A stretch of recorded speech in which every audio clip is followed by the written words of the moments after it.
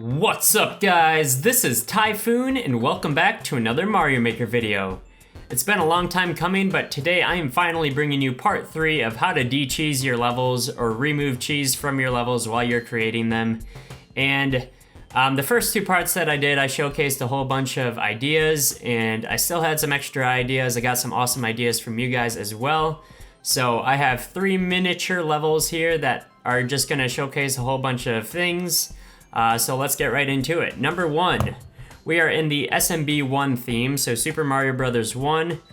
And each of these question blocks has a regular mushroom in it. But when you play an SMB1 level and there's a mushroom in a question block, there's like I think it's a 10% chance that the mushroom will be the weird mushroom or like the skinny mushroom. So we didn't get any that time, but if we try it again, we'll eventually get it. Alright, there we go, we got one. So let's grab our weird Mario or Lanky Mario. If you have Lanky Mario in your level or a chance to get Lanky Mario, there could definitely be parts that could be cheesed because he can jump quite a bit higher than regular Mario can. So now I'm just going above the level and skipping parts of it that they weren't intended to skip.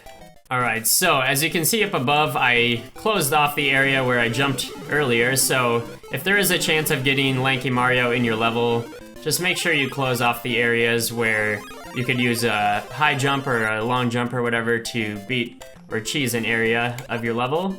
But anyways, if we continue on over here, then we have another part where if you don't want a user to be Big Mario, then you can put something like this in your level. And I think there may be 1 or 2 ways where you can somehow get Big Mario down there, but it's very hard to pull off, so I wouldn't worry too much about that.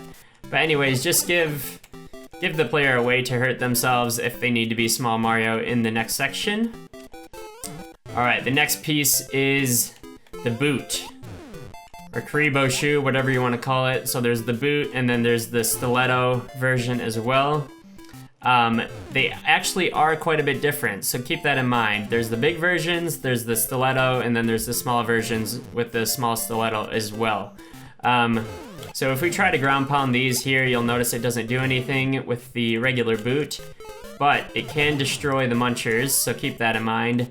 And also the little cloud things that come out of the sides can destroy munchers as well.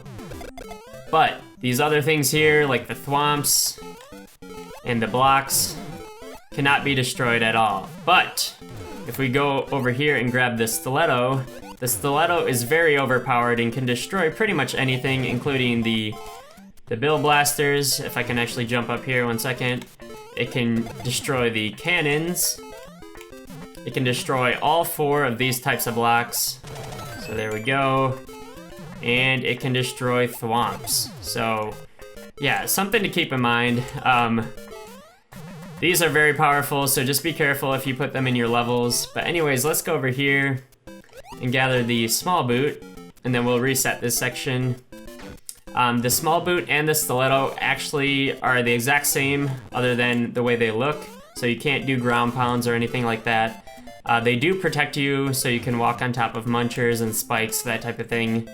But yeah, they won't let you cheese parts of the level like this. If you want to give the player a boot, but you don't want them breaking your level, just give them a small boot and then you should be safe. But anyways, we'll come down here. We'll gather the stiletto once again. If you have an area where you don't want the player to take the boot, you can have a setup like this, especially if it's a big boot. If it's a small boot, you'll have to do something different. But now, as little Mario, we'll just go ahead and go through the pipe. In this section here, we have a cloud. And you'll notice that I let Mario out on a sideways pipe, which you can't get back into. But if you have a cloud, you can go back into pipes that are sideways, so just keep that in mind. You could put like a one-way gate or something if you don't want them going back into that pipe. Or you can also stack the pipes so that you have like another pipe right here. There we go. And then if we play this section now, we won't be able to go through that pipe at all. So that's another way of protecting against that. But anyways, we'll go ahead, travel up here with the cloud, jump out and go into the door. And then this is another way of, you know, making sure players don't go back through a door or whatever. You can just put a one-way gate, like I said. But anyways, let's go through this pipe. And we are at the end of the level, but this is another thing that you have to be careful of. You can actually glitch through note blocks or music blocks if they're set up in this way. So if Darby's playing your level and he wants to cheese your level to get baby 100, he can just come over here and eventually I'll get it. There we go, we finally got it. So we went underneath the note blocks and now we can cheese the level and get baby 100. So yeah, these are just some things that I wanted to show off quick in the SMB1 style. Some of these apply to multiple game styles, but anyways, I'm gonna go ahead and jump now to the next level. Alright guys, the next level we're showcasing here has a couple cool things. A lot of this is focused mostly on Yoshi, but anyways, if you have a pipe that is spitting out Yoshi eggs, and then you have a way of resetting the section either through a pipe or through a door, then you can actually get power-ups. So what you do is, with Yoshi, you grab one of the Yoshis, and then you grab an egg with Yoshi's mouth, and then you reset the section, and then when the next Yoshi spawns, you can actually only have 2 Yoshis on the screen at a time. So when you spit out that Yoshi egg, it actually spawns a power-up. So if I do this 2 more times, then we can actually keep getting better and better power-ups.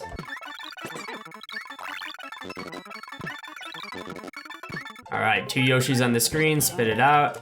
And we have a cape. So just like that, with nothing more than having a Yoshi egg coming out of a pipe, we have a cape that we can then pretty much cheese any section of the level or whatever, just fly over everything, whatever it might be. But anyways, another thing while I'm up here is I'll showcase this. So in my first D-Cheese level, or my first D-Cheese video, I talked about how you couldn't jump over these 2 types of blocks. So that would be like your brick block or your turn block, and then your question block. But in the latest update, the patch they made, you can actually jump over these types of blocks because there was a glitch where you could basically hit one of these blocks with like a shell and then jump over it, and then you could get on top of the level even if there was solid ground. So Nintendo patched that, so you can now jump over these types of blocks. So just keep that in mind if you guys are making a level that you'll probably have to use either breakable blocks like the stone blocks, ice blocks, solid ground blocks, or pipes. So before, when I was saying that you couldn't stop these types of shells, that is true in certain circumstances, but there are ways that you can stop these shells. One of them is by just jumping up from down below. If it's on a semi-solid, then you can get them on Yoshi's head. If you have a shell already, you can actually stop them by boosting them up like that. And then the third way is by grabbing them with Yoshi. So just keep that in mind if you guys have this type of setup and you don't want people grabbing these and using them as shell mitts. You probably don't want to have Yoshi, and you probably want this on solid ground, and you don't want Mario being able to jump up at them from down below. So I also have an example here with the spiky helmet. So like I said, you can boost them up to stop them, you can grab them with Yoshi to stop them, whatever it may be. But anyways, I'll just go ahead and damage real quick to show you that I can also jump up and grab the spiky helmet as well. So just keep that in mind. Another thing here is, I don't know if you saw it earlier, I had red coins in this level that were really hard to get. Say that you have red coins in your level and then you have a key door for a true ending, but you also have a key that indicates that you need a key to get into that door.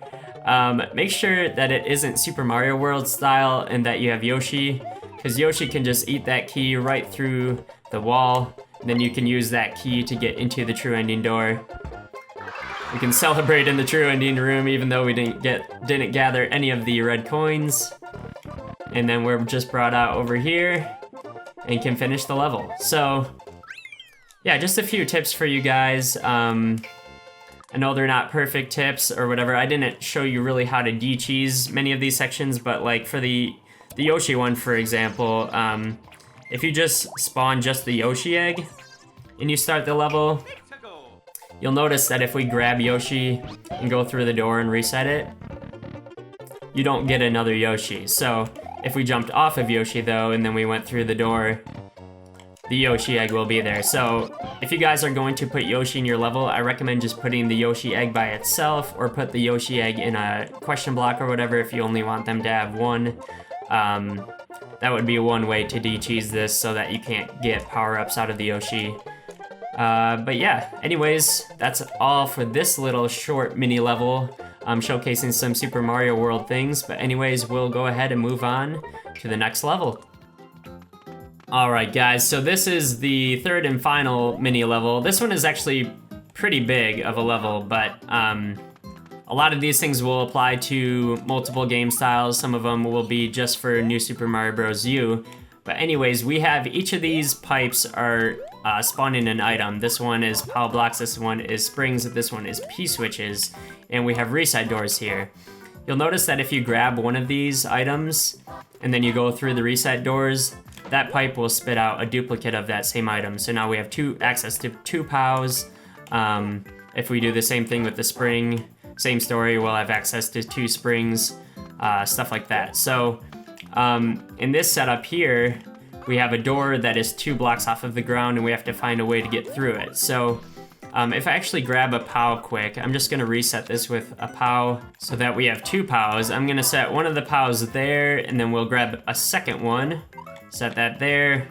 I'm gonna put a P-switch under the door, and we'll put a POW, and then we'll grab another POW. So with a setup like this, you can cheese levels by getting more of an item than you should have. So now we're in the next section of the level and we have a POW, which we're not supposed to have. So if you do a setup like this, just make sure that you set it up in a way that the player can't have more of something than you want them to have. So I'll go ahead and put a muncher here. So then the player in this setup will actually have to bring a POW through the door and use the reset doors to get 2 POWs. So I'll go ahead and do this again real quick. All right, so there we go.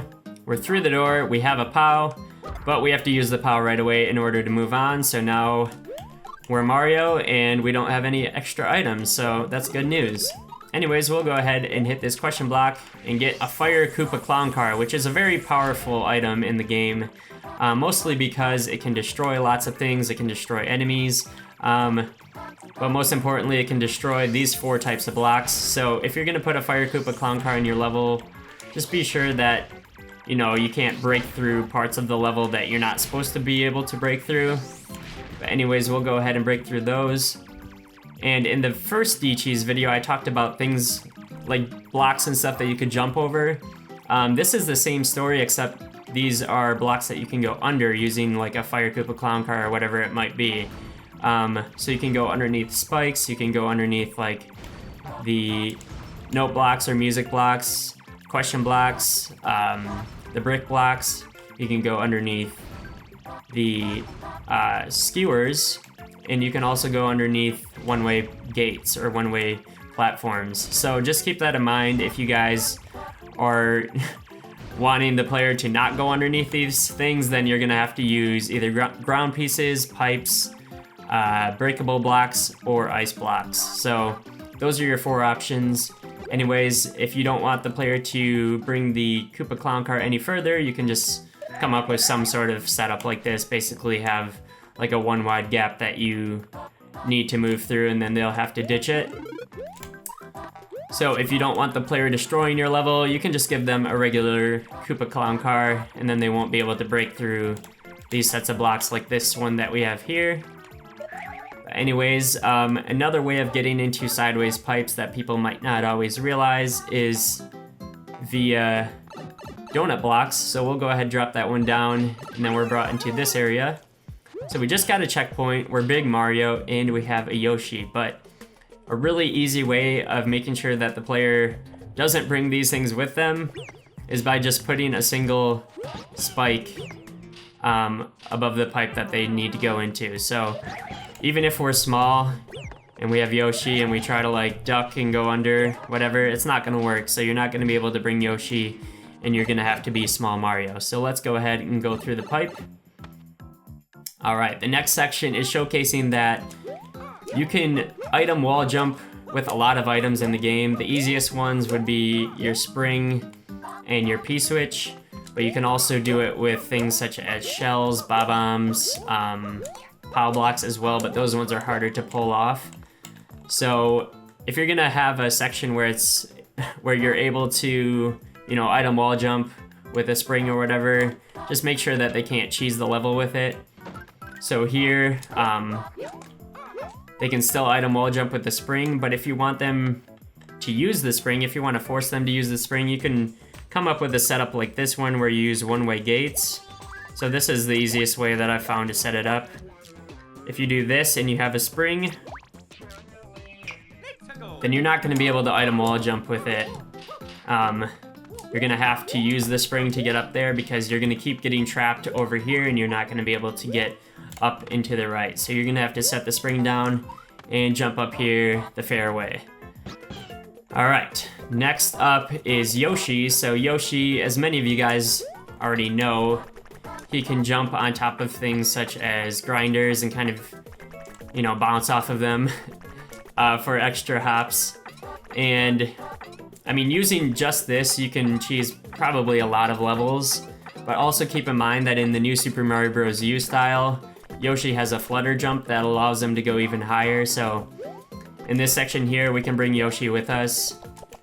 But if you want to make sure that you can't bring Yoshi with you, just do something like this where it's too high for Yoshi to jump, then you'll have to ditch him and just wall jump up here on your own. Alright, next section we have is kind of just like a platforming section, wall jumping section.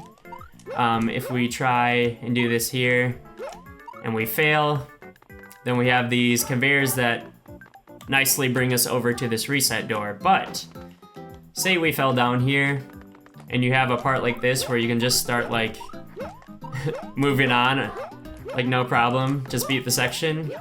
Yeah, we probably don't want to do that. We want to make the player do the entire section from the beginning each time. So if you just line the bottom with one-way gates, then they won't be able to do that. They'll have to reset using the reset door and then beat the section the way that it was intended to be beaten. So if we have that set up now, and we come over here and we fail, then there's no way of us getting back up there. We're gonna have to use the reset door and try it again. So this time we'll beat it the intended way, at least I hope so. There we go. All right, awesome, we did it. So we can go ahead and move down here. And now the famous thwomps. So in the Super Mario Bros. 1 and 3 styles, you can't spin jump, so there's not really a way to cheese sections like this. But, well, I guess if you had a power-up, you could still like jump on top of them and use your invincibility frames to maybe cheese it. But in the new Super Mario Bros. U and Super Mario World styles, you can spin jump on thwomps, which allows you to cheese levels. You know, like if we have that section there, it's before the end of the level, you know, you want the player to run underneath and quickly finish the level. But if you were spin jumping on top of the thwomps, you could just, you know, pretty much no danger whatsoever, just jump over here, jump on top of the flagpole and finish. So there's a lot of ways to protect against, you know, spin jumping on thwomps. I think the one that makes the most sense for me at least is to kind of space out your thwomps so that you have like a 1 block gap in between them. I mean, you can do this your own way. There's lots of ways of doing it. Another way is to put spikes above them so that even if you were to spin jump on top of them, you know, you wouldn't have much space before you ran into the spikes and died. But yeah, if you do something like this where you have like the little individual areas where the thwomps are, then that's one good way of protecting against that cheese. So if I show you this section real quick, so now you can't really spin jump on top. Even if you did, you would be in a death trap between, you know, you can't go anywhere and then you'll just hit the spikes and die. So now in this section, you can't spin jump on them anymore. You come over here to the end and you finish the level. So like I said, there's a lot of ways you can protect against this. Just get creative with it, but just keep in mind that, you know, players are definitely gonna spin jump on top and there's a lot of cheese potential in a lot of levels using that technique. Alright guys, well that is pretty much all I have time for today. If there are still things that you guys know of, ways to de-cheese your levels, be sure to let me know down below in the comments. Maybe I will do a part 4 eventually if I have enough ideas. But anyways, if you have any questions or anything, be sure to leave them down below in the comments as well. But thank you guys so much for watching. Make sure you subscribe if you haven't already. Feel free to leave a like and comment below. But until next time, I'm out.